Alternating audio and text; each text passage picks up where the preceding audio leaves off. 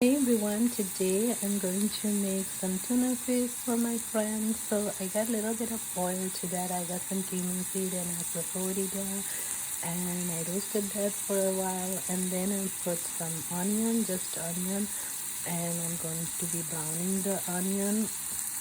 And I usually drain and wash my tuna fish, so like this, because I don't use the salt, too much salt in it.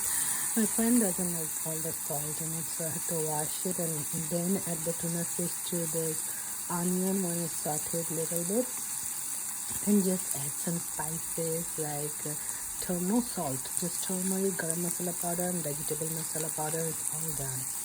So I have added the tuna fish, and to that I have added turmeric, garam masala powder and vegetable masala powder, and no salt